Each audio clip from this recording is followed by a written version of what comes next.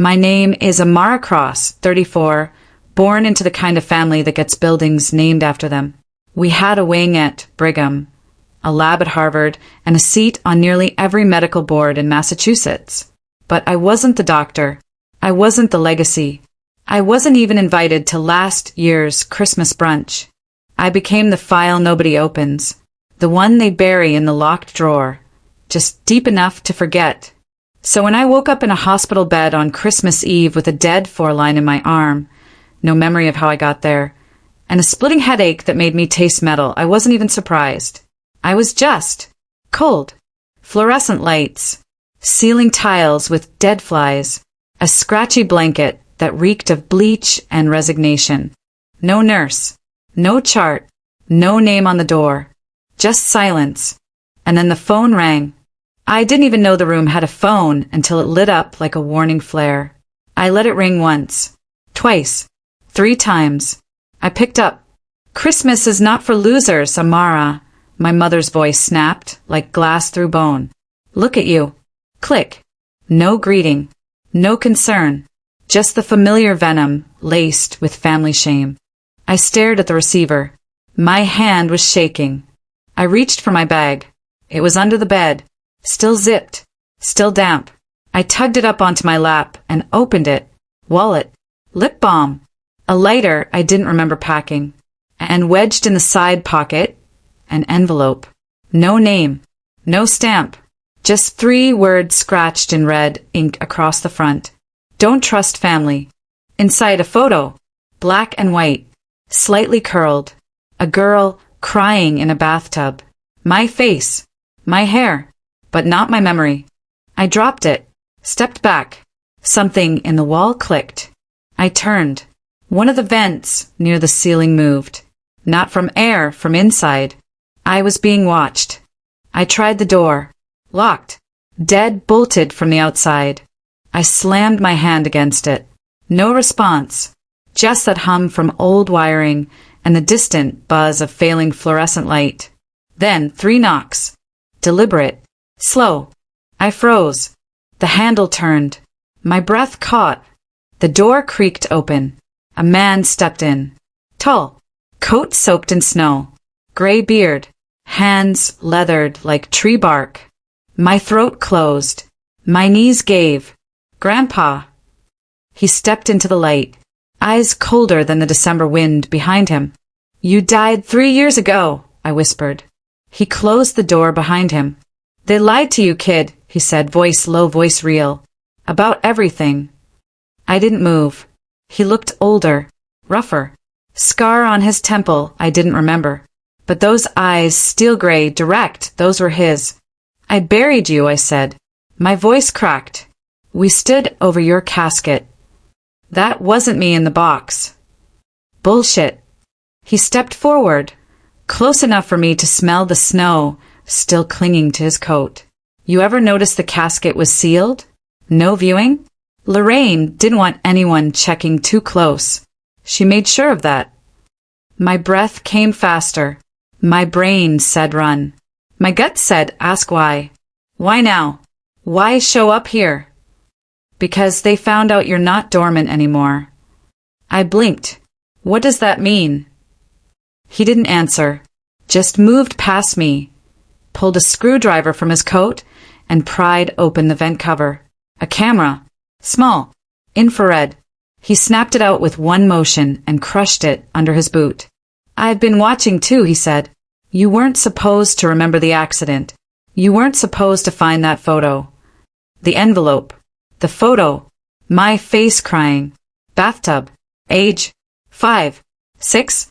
None of this makes sense. It will. He walked to the corner of the room, knocked twice on the wall. "Hello. This isn't a hospital, Amara. It's a containment wing. Old psych ward repurposed for private interests." My head spun. "Lorraine put me here?" He turned. "Lorraine put you everywhere." He knelt, unzipped his duffel, and pulled out a leather folio. "Look. Inside documents. Scanned forms. Birth certificate, mine. But not mine. Wrong hospital. Wrong date. Wrong middle name. Lorraine filed a corrected version when you were 9, he said. Said it was for insurance. Pages flipped. Medical records. Psychiatry evaluations. Court orders, sealed by judge initials. Jesus. No, he looked at me. Worse. The last page, a consent form. Signature line, subject 17. Neuromod Initiative, Tier 2 candidate. No, my legs buckled. This is insane. Insane. He barked a laugh. You felt it your whole life. The fog. The missing memories. You called it trauma. They called it programming. I backed away. He stood. I was in the project too. Back then. Until I realized what they were doing to you. You disappeared. I ran. Faked the crash. I've been gathering proof ever since. I stared at the photo again. The little girl crying. My face. My past. I whispered. How much of me is real? He didn't answer. The lights flickered. Then, click. The sound of locks disengaging. Heavy bolts sliding open. Grandpa grabbed the folio, shoved it in the duffel. We need to move. He went for the window.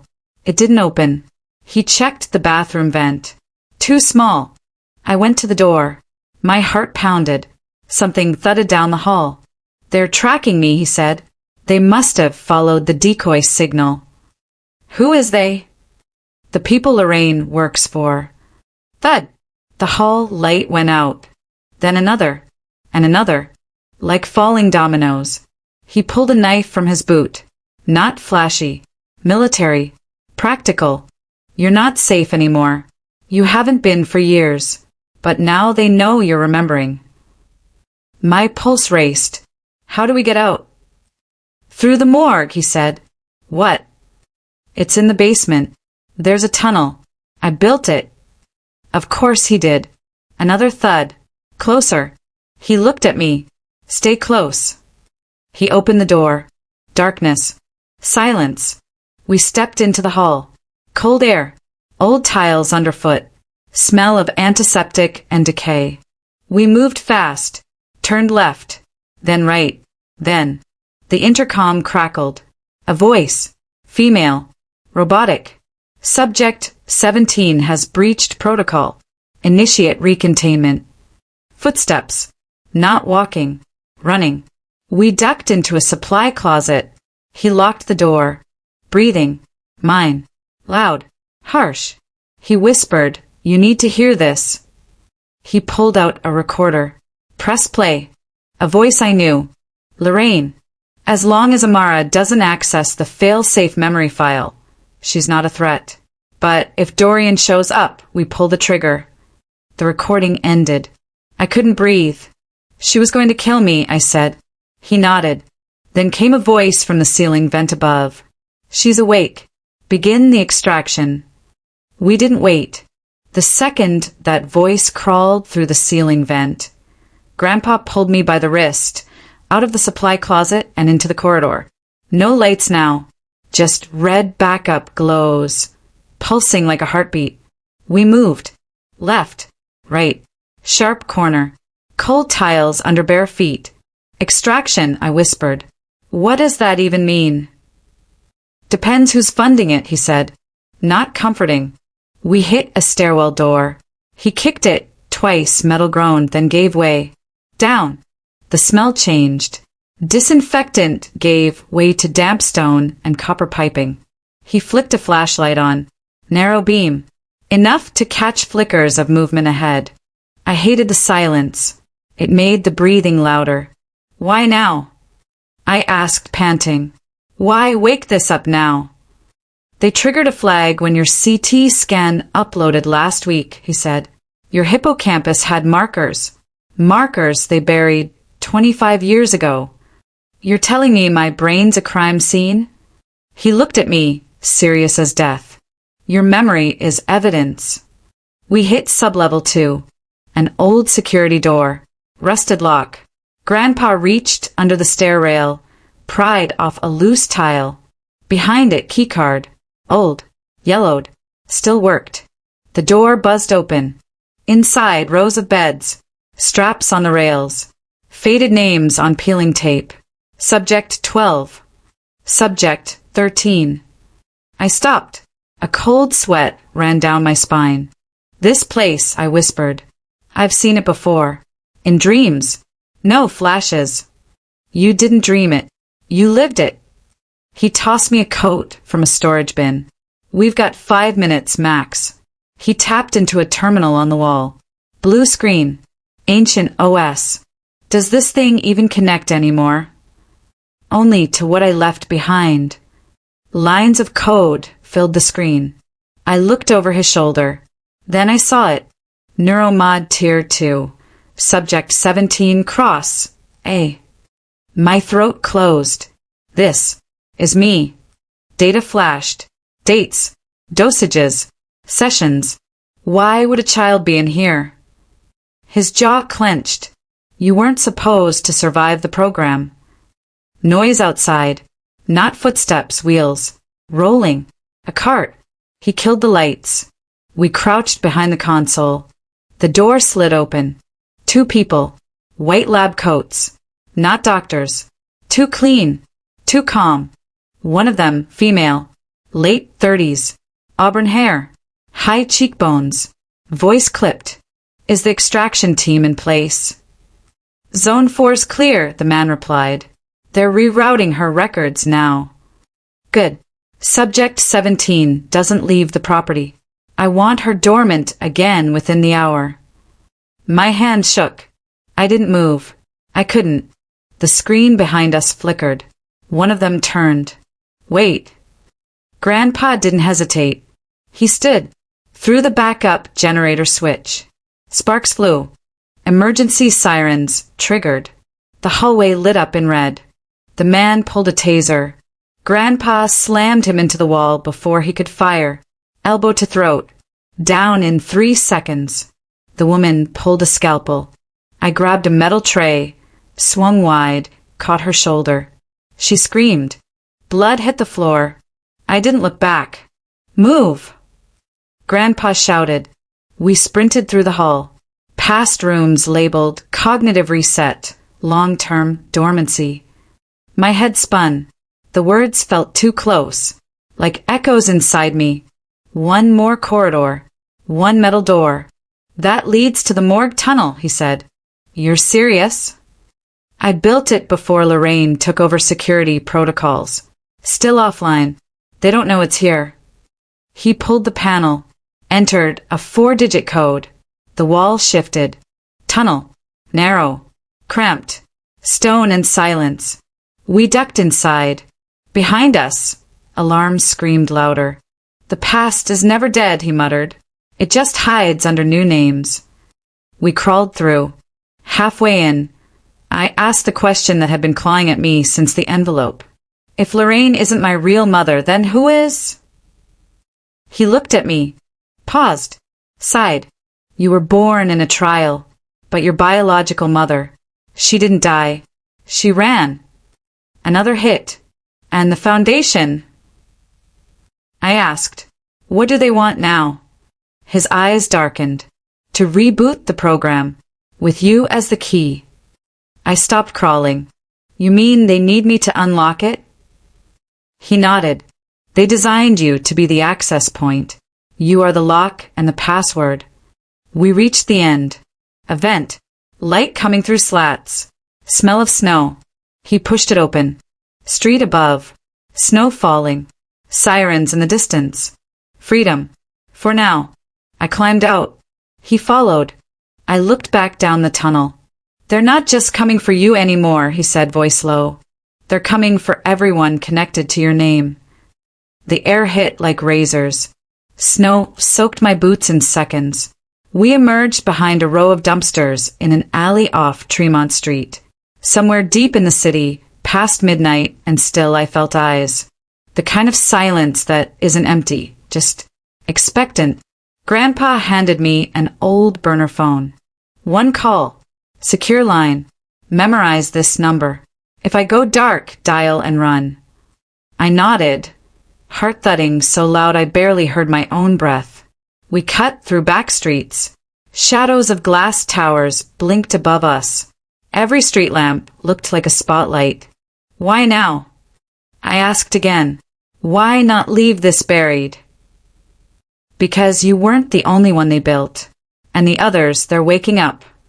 We turned a corner, entered a garage. Industrial. Empty except for a rust-red Jeep and a woman leaning against the hood. Short hair, leather jacket, eyes like obsidian. This is Dr. Isla Crane, Grandpa said. Used to work on the project, until they tried to silence her. She gave me a nod. You look like her.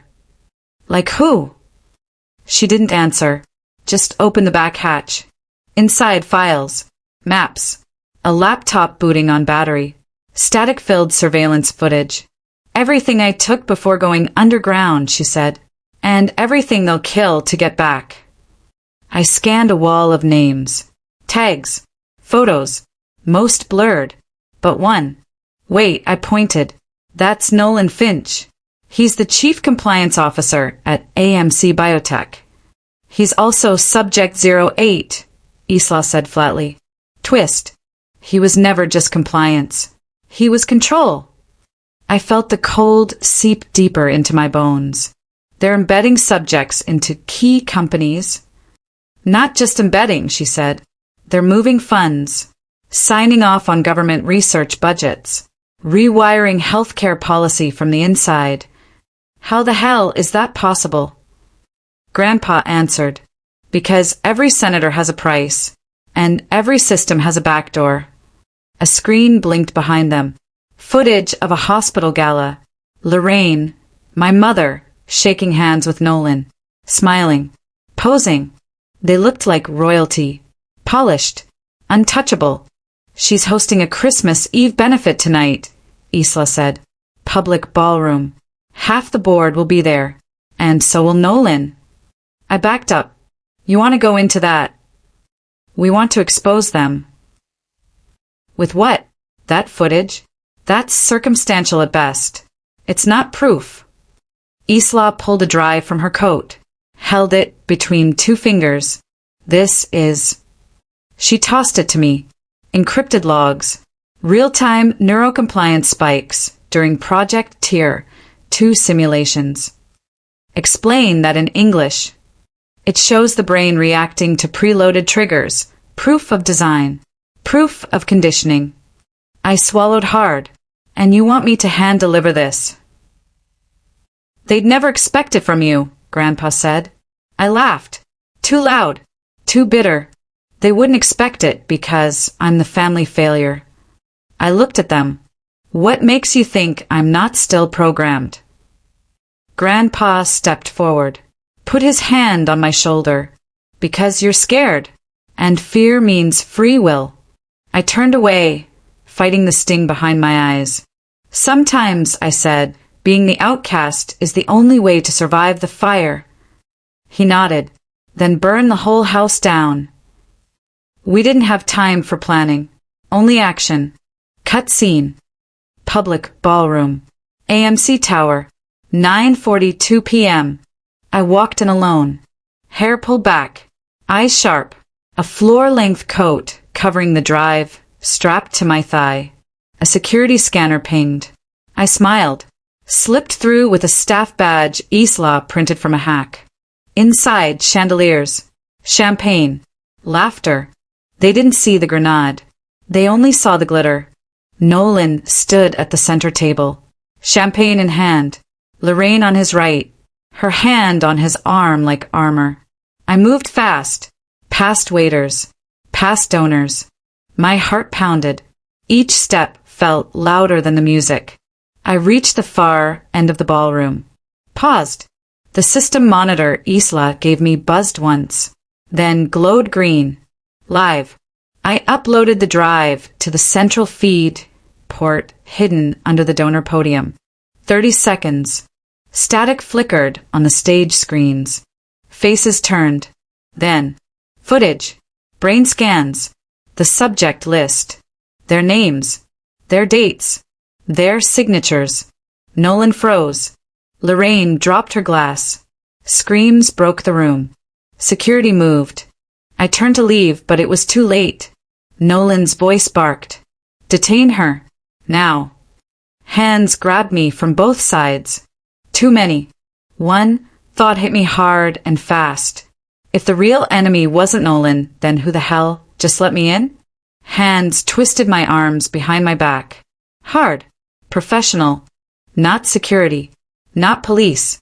I smelled cologne. Expensive. Controlled. Easy, a voice said near my ear. Calm. Too calm. You're having a medical episode. Lies always arrive wearing courtesy. They dragged me through the side corridor. The ballroom behind us dissolved into chaos. Donors shouting. Phones raised, glass breaking. Someone screamed my name. Someone else screamed for security. Cut. Back hall. Service elevator. Doors slammed. I kicked. Missed. My heel caught air. A needle flashed. I twisted my wrist just enough.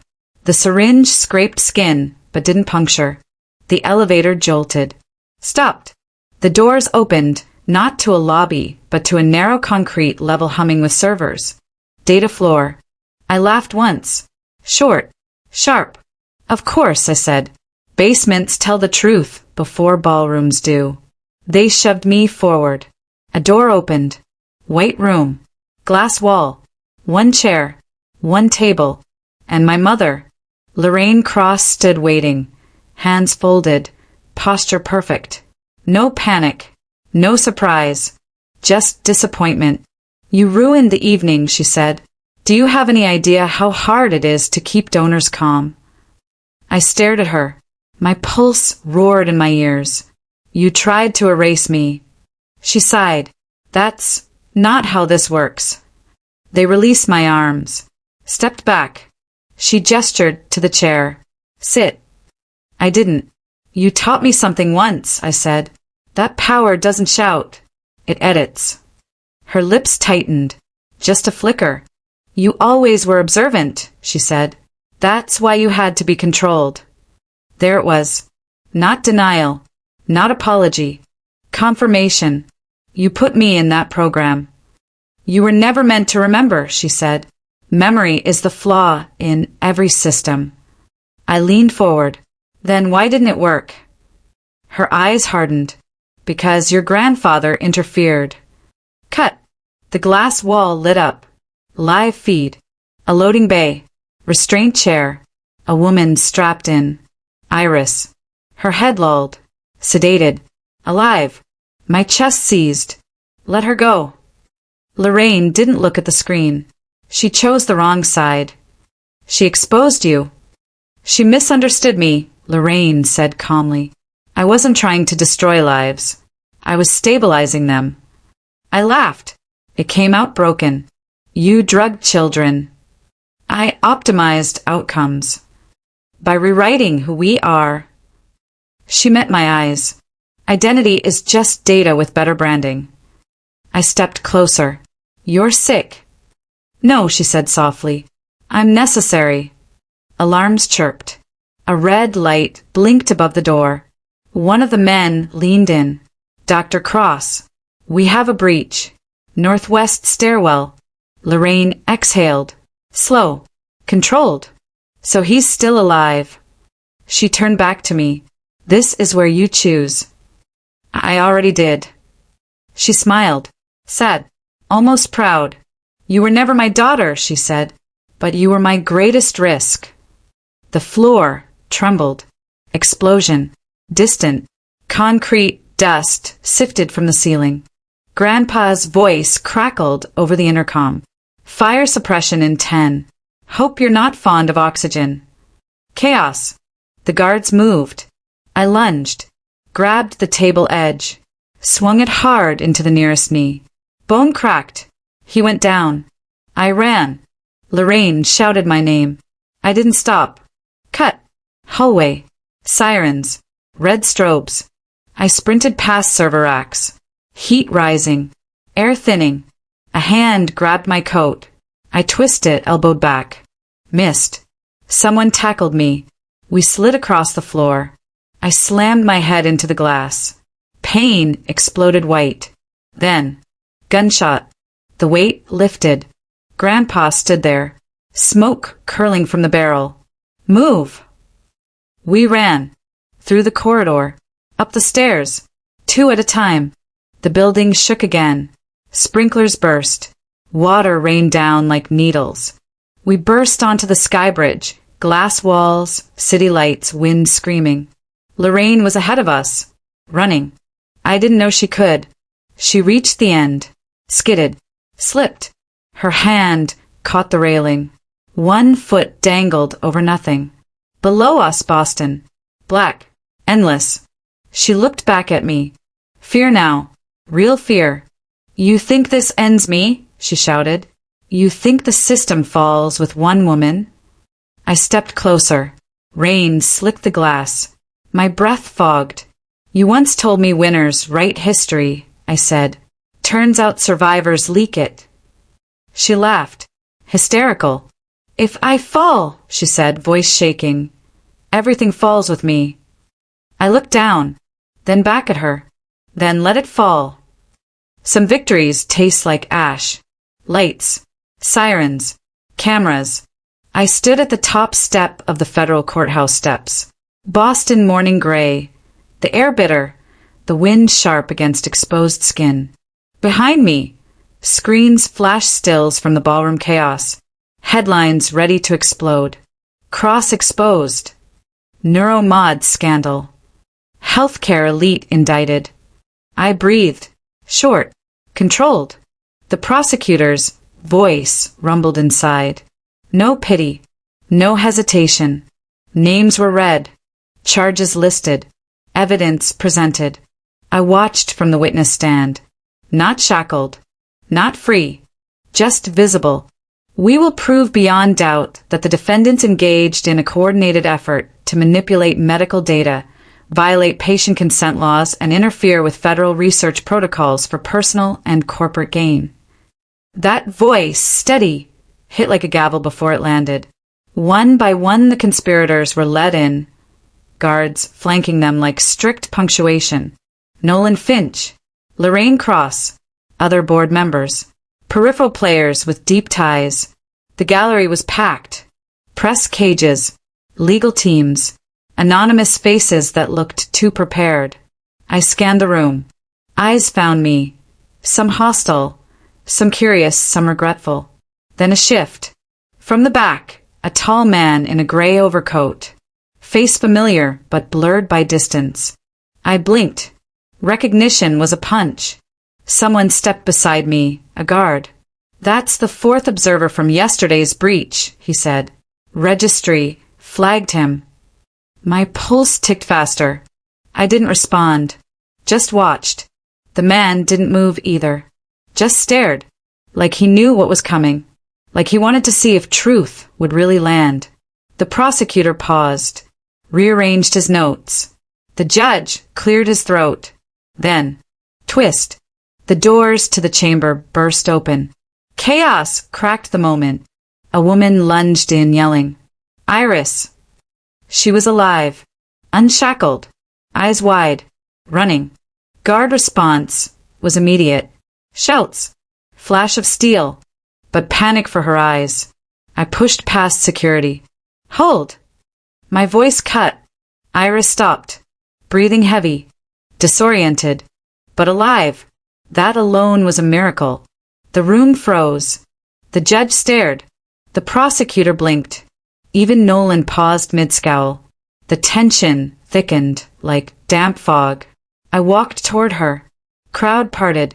A miserly whisper of panic slid across the attendees. Why is she free? I helped Iris to her feet. Because she's key, I said. Iris witnessed the last unsanctioned run, back when they erased the originals. People exchanged looks. Confusion. Doubt. Then, slow rumble of understanding. You say she's credible? The prosecutor asked. I nodded. She has the primary logs. Unaltered. Untainted. She's direct source. The judge leaned back. A beat of silence. And then, He admitted her testimony. Publicly. No sealed docket. No delay. Admitted. In that room. Everything changed. Twist wasn't explosive. It was seismic. Iris stepped forward. Her voice steady but breath shallow. They weren't stabilizing. They were controlling. Erasing autonomy in the guise of data optimization. And I was marked for removal because I refused compliance. Gasp. Wave after wave. A whisper of shock. I watched lightning of realization spread. I looked at my mother, her expression unraveling. Truth unfiltered. No escape. No memory manipulation. Just consequence. And responsibility. Then the prosecution played the recordings we'd uncovered. Not the clean edits. Not the leaks. The raw feeds. Audio. Video. Confessions. Dead silence followed. I closed my eyes for a moment. Inwardly, I heard familiar words. Something I'd muttered once when Grandpa told me about life's weight. Truth doesn't always free you. It just makes you heavy in all the right ways. And there it was. Weight. Bearing down. But purposeful. The judge called recess. People scattered. Phones buzzed. Live feeds streamed. Justice began its orbit. I stepped outside the courtroom. Cold wind bit harder. Iris beside me, shivering but awake. A reporter approached, microphone out. Amara, did you plan this? I looked at her. No theatrics. Only certainty. I didn't plan it, I said. But I stood when it mattered. Camera flash. Question after question. One recurring word. Hope. Then, a familiar figure stepped forward from the shadows. Grandpa. Graying. Strong. Tired. He nodded once. Simple. Acknowledgement. No cheers. No applause. Just silent understanding. I looked back at the courthouse. Justice wasn't finished. It was beginning. A prosecutor spoke again. They said legal battles would extend. Institutions dismantled. Reforms planned. Public hearings lined up. But beyond all that, there was closure. Not perfect. Not complete. But earned. I breathed long. Hands no longer a tremor. Heart no longer a countdown. And in that moment, I understood. Redemption isn't given. It's revealed. Then built piece by piece. I turned to Iris. We go home, I said. She nodded. Sun rose higher. Boston looked ordinary again, unaware of how close it had teetered. I thought of Grandpa's words, once whispered through a cracked hospital vent. Freedom isn't the absence of chains. It's knowing you can break them. I walked forward, step by step, justice on my heels, truth in my lungs, and the world watching.